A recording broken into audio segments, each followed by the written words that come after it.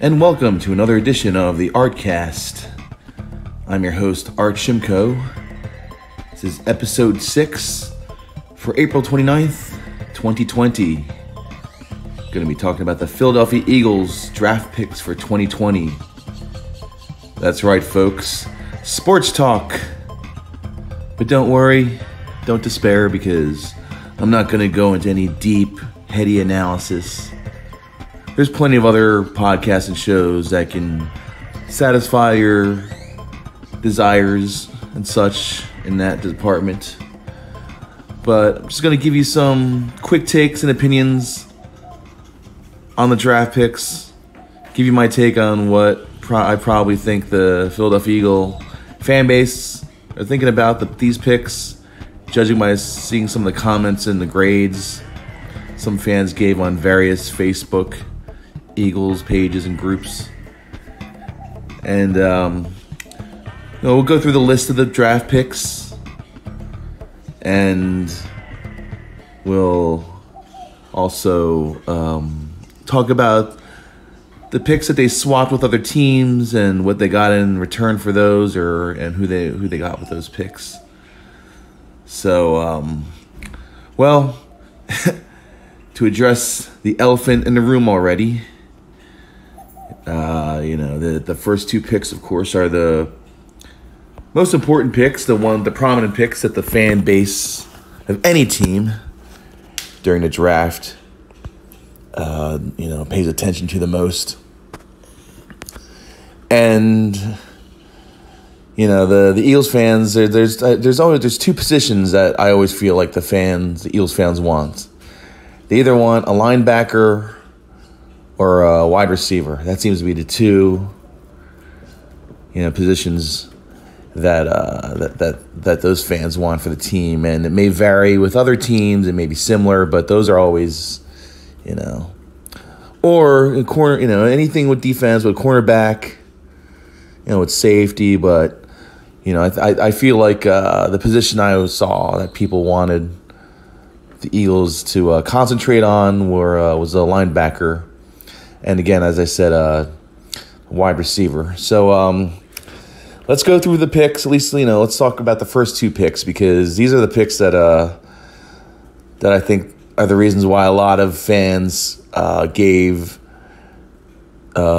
the draft picks, or graded the draft for the Eagles anywhere from like a C- to an F. So let's check this out. In round one, Eagles had the 21st pick, and they picked Jalen Reagor, a wide receiver from TCU. And this off the bat was already getting fans to question how General Manager Howie Roseman's picks, decision-making, strategy.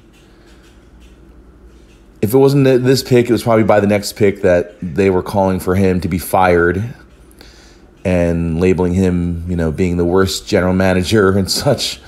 One wide receiver that Eagles fans wanted who was on the board a few spots up was CeeDee Lamb. He was a wide receiver out of Oklahoma. He was a number 17 overall pick, and he was drafted by the Dallas Cowboys. So that, of course, caused a lot of anger and disdain in the city of Philadelphia and the Delaware Valley and anywhere else Eagles fans reside. But, that was a sore spot. A lot of people feel that move was made by Dallas. It was a way of getting revenge for last year when they wanted the tight end Dallas Goedert, and Eagles ended up drafting him. So, a lot of fans were saying that this was the revenge pick, and they maybe didn't even need CeeDee Lamb so much, but hey, they got him, right? So that's a sore spot. People were wondering why Howie didn't make any moves to move upward to get CD. So and I think that there's another wide receiver that I think the fans wanted. It was Justin Jefferson, who was the 22nd overall pick, the wide receiver from LSU, and he was drafted by the Vikings. And I think that's another pick that fans wanted, and they ended up going with Rager, with Jalen. So, I saw some stat that he had third lowest percentage with receptions or whatever. So, apparently he wasn't the best pick for wide receiver at this position compared to other players that the fans thought and analysts thought would be better picks for the Eagles. But so we'll see. The team, they do need to stock up. They do need to stock up on wide receivers. And but I guess with this one, they could have been more strategic and gotten better players at the position. So we'll just have to see how that pans out. But if he turns out to be, another number one draft pick bust, he'll be on there with a list of quite a few others in the past few years during Howie's tenure as a GM. So, and then round two, Eagles had the 53rd pick, and they went for another Jalen Hurts from Oklahoma, quarterback. And this definitely caused a lot of anger, hostility, ruffled a lot of feathers in the Philadelphia Eagles fan base. This really became a sore spot because, of course, there's Carson Wentz, the starter for the last, 4 seasons and such, and he's our guy, and he's a hard worker ethically, and he's working his way. He's becoming a good leader for the team, and so people are just wondering, like, hey, you drafted this guy a few years ago to be your future. You had the opportunity to maybe have Nick Foles as a starter, and you sent him off, or set him free because Carson's your guy. And the last you have Nate Sudfeld, and you had Josh McCown for a backup, and McCown played one game, and he's 40. He's been on a ton of teams, over a dozen teams, and now he rode off into the sunset to coach high school football, which is what he enjoys doing. So I personally don't have a problem with this pick. And I know some people out there obviously are going to be like, what the fuck is wrong with your head? But personally, I feel, when I saw this, I thought, well, it is what it is. Carson, he got hurt the last few seasons, and he completed a season last year, but then got into the first round of the playoffs and got a head injury like early on into the first quarter, and then the year before, he had a back injury that I think he'd been playing through, so he was shut down again before the end of the season. And Nick Foles, who was still the backup at the time, came in, and then they lost in the second playoff game. They won against Chicago with the double doink from Cody Parkey, and then they went to New Orleans and lost when Alshon Jeffrey missed a catch. And then the year before, he got injured in the Rams game ACL injury when the two guys on the defense just went almost head to head and clobbered his legs. He was flying into the end zone. So I think having Jalen Hurts, and I think it's an insurance policy. I mean, this is not hate on Carson. I think he's a great player. I want to see him thrive. I want to see him complete. We saw him complete a season.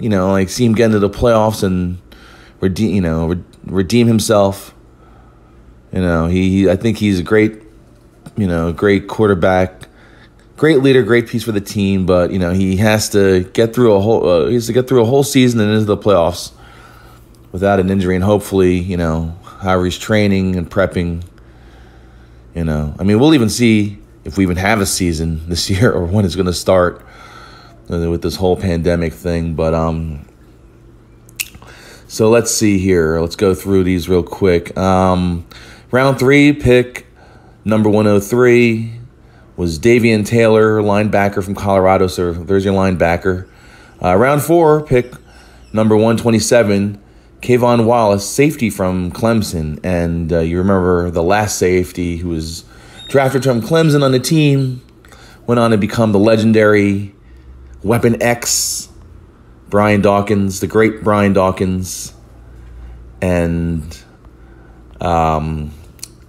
so a lot of people were looking at that pick and were just like, man, let's see what this kid can do. I haven't seen any video. I'll have to watch some video because I don't watch a lot of college football. But Brian Dawkins himself gave a hell of a endorsement and encouragement for Wallace. He sent out this tweet a few days ago. It says, "Philly, do me a solid. Let Kayvon Wallace strive to be the best version of Kayvon he can be. He's shown himself willing to and able to listen, learn, and grow, earning the right to be a trusted leader Clemson football and in his family with his faith, work ethic, and passion. Hashtag Fly Eagles Fly, hashtag BBTB." So, as I said, that's quite the endorsement from a fellow Clemson graduate and also, one of the greatest safeties in the game.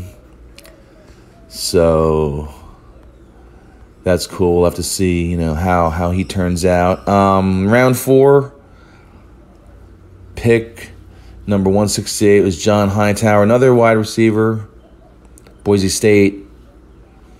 Let's see. Round 6, pick number 196, Sean Bradley, another linebacker from Temple University, local dude. And the interesting thing with that 6th-round pick is that it was, let me see if actually I might. Okay, never mind. That's another 6th-round pick, but we'll get to that in a bit. But so yeah, local guy, Sean Bradley, another linebacker. So there's another position there filled there with another position player for a linebacker. Another again in round 6, pick number 200.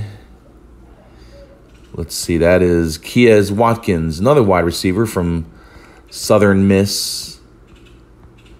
And let's see here. He is, I'm going through my notes here. So he's picked number 200, and that was a part of a trade the Eagles did. They traded their picks 173 and 227 to the Bears, and let's see, they received picks 196, 200, and 233. So Sean Bradley. Sean Bradley was also he was part of that trade. He was 196, and Keyes Watkins also with that. Here's this one, round 6, pick number 210, Prince Tega Wanago, outside tackle from Auburn, and he was part of a trade, or his pick was. The Eagles, they swapped 6th-round picks with the 49ers. They traded their 190th pick, which was Georgia tight end Charlie Warner, and the Eagles ended up getting pick number 210. So that was that pick, Prince Tego Monago, and the last pick, round 7, is pick number 233, Casey Toohill, outside linebacker from Stanford, and he was also part of that trade for the picks with the Bears. He was 233, and earlier before that, the Eagles had traded their pick number 164 to the Dolphins, and they'd gotten those picks for 173 and 227 in the 6th round there. So those are the picks. And yeah, so again, interesting. I have some friends here that left some comments. My one friend, Ian, he just wrote bafflement. So I think he is referring to most likely the first 2 picks we were talking about. My friend Ray said disappointed by who they passed on in the first, as I discussed earlier. But the rest was okay, not stellar. People got hung up on Jalen Hurts in typical Philly fashion. He's insurance. You know why. Yes, as I discussed earlier, I totally know why he got picked, and I absolutely have no problem personally myself with that pick. My friend Mark said the saturation picking just shows how bad they are at picking a position player. In several past years, they have picked a few corners every year. Now they supposedly have taken care. Now they supposedly have that taken care of, but ignoring the linebacker position was irresponsible. I'm also fine with picking Hurts. So yeah, the linebacker positions, they were picked in the later rounds. So that's going to be, see how useful they are. Those guys are going to be, I guess, on the practice squad,